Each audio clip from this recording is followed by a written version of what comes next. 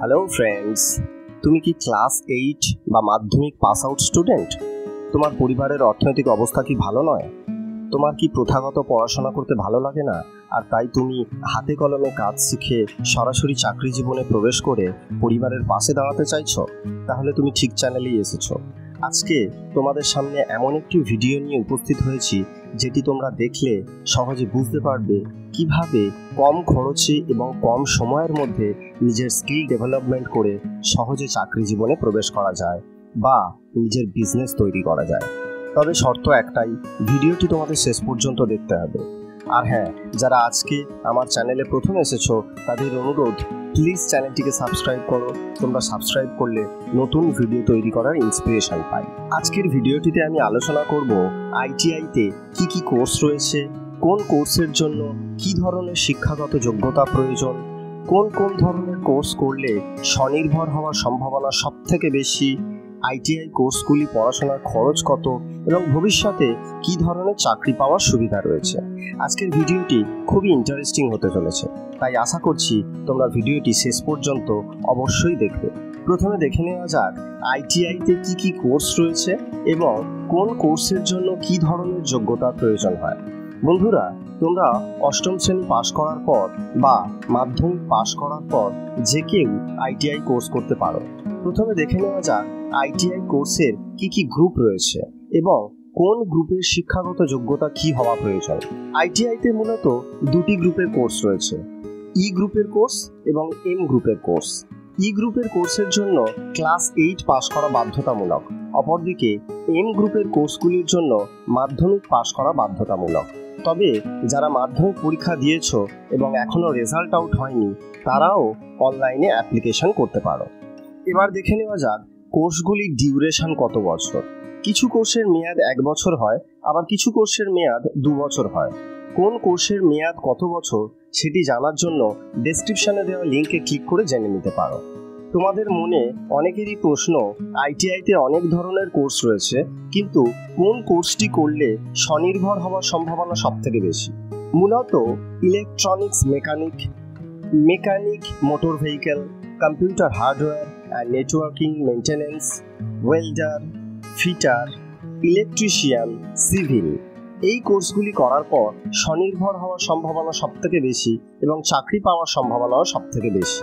Online form fill আপের আগে ছাত্রছাত্রীদের জানা প্রয়োজন পশ্চিমবঙ্গে কত ধরনের আইটিআই কলেজ আছে এবং কোন কলেজে পড়াশোনা করলে খরচ কম হবে। মূলত 3 ধরনের আইটিআই কলেজ রয়েছে। 1. সরকারি ITI college, 2. Private ITI college, 3. PPP ITI college. এবার দেখে নেওয়া যাক এই 3 প্রকার কলেজের মধ্যে কোন কলেজে পড়াশোনা করলে খরচ কম হবে। সরকারি আইটিআই কলেজের 80% সিটে অনলাইন কাউন্সিলিং হয় এবং যে সমস্ত স্টুডেন্টরা এই 80% সিটের মধ্যে নিজেকে অন্তর্ভুক্ত করতে পারে তাদের সেমিস্টার পিছু পড়াশোনার খরচ ম্যাক্সিমাম 500 থেকে 1000 টাকা হয় এবং বাকি 20% সিট ইনস্টিটিউট ম্যানেজমেন্ট কমিটির কোটায় থাকে এবং এই কোটায় পড়াশোনা করলে পড়াশোনার খরচ বছরে 15 থেকে 20,000 টাকার মধ্যে হয়। অপরদিকে প্রতিটি প্রাইভেট আইটিআই কলেজের 20% সিট অনলাইন কাউন্সিলিং এর মাধ্যমে ফিল আপ করা হয় এবং বাকি 80% সিট ইনস্টিটিউট ম্যানেজমেন্ট কমিটির কোটায় থাকে এবং এই কোটায় পড়াশোনার খরচ বছরে 25 থেকে 30,000 টাকা হয়ে থাকে। এবার চলে আসি পিপিপি মডেল আইটিআই কলেজগুলির কথায়। পিপিপি অর্থ পাবলিক প্রাইভেট পার্টনারশিপ, অর্থাৎ এই কলেজগুলি আধা সরকারি এবং আধা বেসরকারি। এক্ষেত্রে প্রতিটি পিপিপি আইটিআই কলেজের মোট সিটের 60% অনলাইন কাউন্সিলিং এর মাধ্যমে ফিল আপ করা হয় এবং পড়াশোনার খরচও সেমিস্টার পিছু ম্যাক্সিমাম 500 থেকে 1000 টাকা হয়ে থাকে। বাকি 40% সিট ইনস্টিটিউট ম্যানেজমেন্ট কমিটির কোটায় থাকে। আইএমসি কোটায় থাকা এই সিটগুলির অনলাইন কাউন্সিলিং হয় না। এক্ষেত্রে সরাসরি কলেজে গিয়ে অ্যাডমিশন নিতে হয় এবং পড়াশোনার খরচও একটু বেশি হয়, বছরে প্রায় 25 থেকে 30,000 টাকা। তোমাদের মধ্যে অনেকেরই প্রশ্ন, মাধ্যমিকে কত শতাংশ নাম্বার পেলে সরকারি কোটায় আইটিআই কলেজে পড়াশোনা করতে পারবে?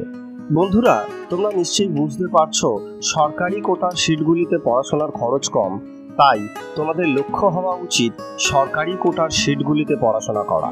মোটামুটি ধরে নেওয়া যায় মাধ্যমিকে 65%-এর উপরে নাম্বার থাকলে সরকারি কোটায় পড়াশোনার সুযোগ পাওয়ার সম্ভাবনা সবথেকে বেশি। এবার চলে আসি প্রত্যেক বছর কোন সময়ে আইটিআইয়ের বিজ্ঞপ্তি প্রকাশ হয় সেই প্রসঙ্গে। আইটিআই কোর্সের জন্য অনলাইন আবেদন প্রক্রিয়া শুরু হয় প্রত্যেক বছর ফেব্রুয়ারি বা মার্চ মাস নাগাদ এবং ক্লাস শুরু হয় অগাস্ট মাস নাগাদ। যেমন 2023-এ অনলাইন ফর্ম ফিল আপ শুরু হয়েছে মার্চ মাস থেকে এবং চলবে 31শে মে পর্যন্ত। এবার চলে আসা যাক অনলাইন ফর্ম ফিল আপের পদ্ধতিতে। তোমাদের প্রথমে scvtwb.in এই ওয়েবসাইটটিতে আসতে হবে। তারপর নিউ ক্যান্ডিডেট রেজিস্ট্রেশনে ক্লিক করলে রেজিস্ট্রেশন ফর্মটি ওপেন হবে এবং যাবতীয় তথ্য দিয়ে ফর্মটি সাবমিট করতে হবে। রেজিস্ট্রেশনের সময় তোমাদের মোবাইলে একটি ওটিপি জেনারেট হবে। রেজিস্ট্রেশন সম্পূর্ণ হওয়ার পর তোমাদের মোবাইল নাম্বারটি হবে ইউজার আইডি এবং তোমাদের ডেট অফ বার্থটি হবে ডিফল্ট পাসওয়ার্ড, তবে তোমরা পাসওয়ার্ডটি চেঞ্জ করে নিতে পারো। অনলাইন রেজিস্ট্রেশনের সময় মাধ্যমিক বা অষ্টম শ্রেণীর অরিজিনাল মার্কশিটের স্ক্যান কপি এবং রিসেন্ট কালার ফটো আপলোড করতে হবে, বা যারা হ্যান্ডিক্যাপ তাদের অরিজিনাল হ্যান্ডিক্যাপ সার্টিফিকেটের স্ক্যান কপি আপলোড করতে হবে। এছাড়া রেজিস্ট্রেশনের সময় একটি ইমেল আইডিরও প্রয়োজন হবে। রেজিস্ট্রেশনের সময় তোমাদের অনলাইন রেজিস্ট্রেশন ফিস পে করতে হবে। রেজিস্ট্রেশন সম্পূর্ণ হওয়ার পর এইটির প্রিন্ট আউট নিজের কাছে রাখতে হবে এবং কলেজে ভর্তির সময় সেটি সাবমিট করতে হবে। অনলাইন রেজিস্ট্রেশন ফিস ছেলেদের ক্ষেত্রে 200 টাকা এবং মেয়েদের ক্ষেত্রে 100 টাকা হয়। এবার চলে আসা যাক কোন ক্যান্ডিডেটদের জন্য কত শতাংশ রিজার্ভেশন রয়েছে। কোনো একটি আইটিআই কলেজের মোট সিটের 30% মহিলাদের জন্য রিজার্ভ থাকে। অপরদিকে তফসিলি জাতিদের জন্য 22%, তপশালী উপজাতিদের জন্য 6%, ওবিসি ক্যান্ডিডেটদের জন্য 7% এবং ফিজিক্যালি হ্যান্ডিক্যাপ ক্যান্ডিডেটদের জন্য 4%। আবার প্রত্যেকটি সরকারি আইটিআই কলেজের মোট সিটের 20% ইনস্টিটিউট ম্যানেজমেন্ট কমিটির জন্য সংরক্ষিত থাকে। যদি কোনো স্টুডেন্ট আইএমসি কোটায় অ্যাডমিশন নিতে চাও তাহলে তার জন্য একটি নির্দিষ্ট পরিমাণ অতিরিক্ত ফিস দিতে হয়। অনলাইন রেজিস্ট্রেশন সম্পন্ন হওয়ার পর তোমাদের ওয়েবসাইটটিতে লক্ষ্য রাখতে হবে কবে মেরিট লিস্ট আউট হবে। এম গ্রুপ অর্থাৎ মাধ্যমিক গ্রুপের ক্ষেত্রে মাধ্যমিকে প্রাপ্ত নাম্বারের ভিত্তিতে মেরিট লিস্ট প্রকাশিত হবে। কোনো প্রকার এন্ট্রান্স এক্সাম এক্ষেত্রে দেওয়ার প্রয়োজন হবে না। অপরদিকে ই গ্রুপ অর্থাৎ ক্লাস 8 পাস স্টুডেন্টদের ক্ষেত্রে ক্লাস 8-এর প্রাপ্ত নাম্বারের ভিত্তিতে মেরিট লিস্ট প্রকাশিত হবে। এক্ষেত্রেও কোনো প্রকার এন্ট্রান্স এক্সাম দিতে হয় না। বন্ধুরা, তোমাদের মধ্যে যারা সরকারি কোটায় পড়াশোনা করার সুযোগ পাবে না তারা যদি বেসরকারি কোটায় পড়াশোনা করতে চাও সেক্ষেত্রে সরাসরি তোমার পছন্দের আইটিআই কলেজের সাথে যোগাযোগ করতে হবে। মেরিট লিস্ট প্রকাশিত হওয়ার পর কাউন্সিলিংয়ের জন্য নির্দিষ্ট ডেট দেওয়া হবে, যেটি তোমরা scvtwb.in ওয়েবসাইট থেকে জানতে পারবে। কাউন্সিলিংয়ের দিন তোমরা নিজেদের আইডি এবং পাসওয়ার্ড দিয়ে লগ ইন করার পর তোমরা একাধিক আইটিআই কলেজের চয়েস করতে পারবে এবং তার সাথে নিজের পছন্দ মতো ট্রেডও চয়েস করতে পারবে। কাউন্সিলিংয়ের লাস্ট ডেটও তোমরা ওয়েবসাইট থেকে জানতে পারবে। তোমরা কোন কলেজে কোন ট্রেডে সিলেক্টেড হলে অর্থাৎ সিট কনফার্মেশন স্লিপের একটি প্রিন্ট আউট নিজের কাছে রাখতে হবে। অ্যাডমিশন ফিস জমা দেওয়ার পদ্ধতি এবারে আমরা আলোচনা করব। কাউন্সিলিং প্রক্রিয়া শেষ হওয়ার পর যারা নিজের পছন্দ করা আইটিআই কলেজ নিজের পছন্দের ট্রেডে ভর্তি হতে চাও তাদের নির্দিষ্ট তারিখের মধ্যে অনলাইনে ফিস জমা দিতে হবে। সেমিস্টার পিছু অর্থাৎ প্রত্যেক 6 মাস পিছু অ্যাডমিশন ফিস ঠিক এই রকম হবে। বন্ধুরা, তোমরা যে আইটিআই কলেজে অ্যাডমিশন নিয়েছো সেই কলেজে নিম্নলিখিত ডকুমেন্টগুলি ভেরিফিকেশনের জন্য নিয়ে যেতে হবে। 1.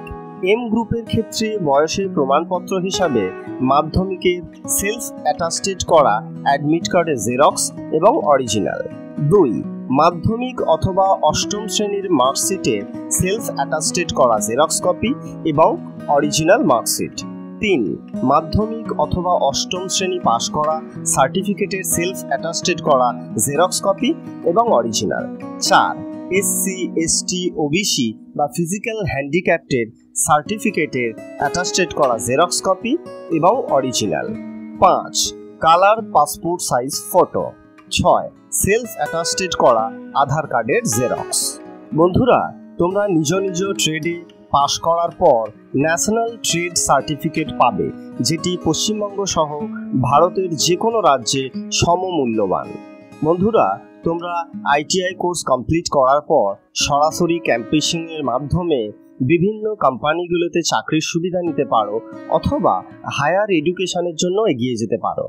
মিনিমাম 2 বছরের আইটিআই কোর্স করার পর কোনো পলিটেকনিক কলেজ থেকে ডিপ্লোমা কোর্স করতে পারো। সাধারণত ডিপ্লোমা কোর্সগুলি 3 বছরের হয়, কিন্তু 2 বছরের আইটিআই কোর্স করার পর যদি পলিটেকনিক কলেজ থেকে ডিপ্লোমা কোর্স করো তাহলে সেক্ষেত্রে কোর্সের মেয়াদ 3 বছরের পরিবর্তে 2 বছর হবে, অর্থাৎ সরাসরি ডিপ্লোমা কোর্সের সেকেন্ড ইয়ারে অ্যাডমিশন নিতে পারবে। তবে সেক্ষেত্রে তোমাদের ভোকলেট নামে একটি এন্ট্রান্স এক্সাম ক্লিয়ার করতে হবে। পলিটেকনিক কলেজ থেকে ডিপ্লোমা কোর্স করার একটি বড় সুবিধা হলো চাকরি ক্ষেত্রে স্যালারি আইটিআই স্টুডেন্টদের থেকে অনেক বেশি হবে। আজকের এই ভিডিওটি যদি তোমাদের কোনো উপকারে লেগেছে বলে মনে হয় তাহলে লাইক করো।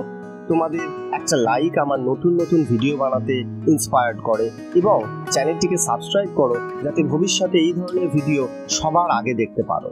এবার আলোচনা করব আইটিআই থেকে 1 বছর বা 2 বছরের কোর্সগুলি করার পর কি ধরনের প্রফেশনের সুবিধা রয়েছে।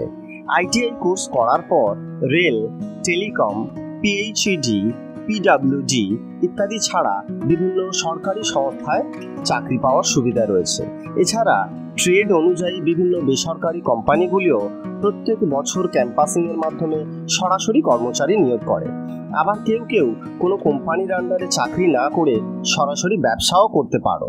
Electronics, air conditioner mechanic, plumber, electrician, mobile और laptop repairing, mechanic motor vehicle, mechanic computer hardware, এই ট্রেডগুলির ব্যাপক চাহিদা রয়েছে।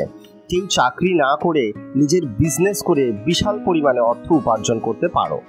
শেষে আর একটা অনুরোধ, ভিডিওটি বন্ধুদের শেয়ার করে দাও যাতে তারাও নিজেদের কেরিয়ার তৈরি করতে পারে। তোমার একটা শেয়ার কারো ভবিষ্যৎ বদলে দিতে পারে।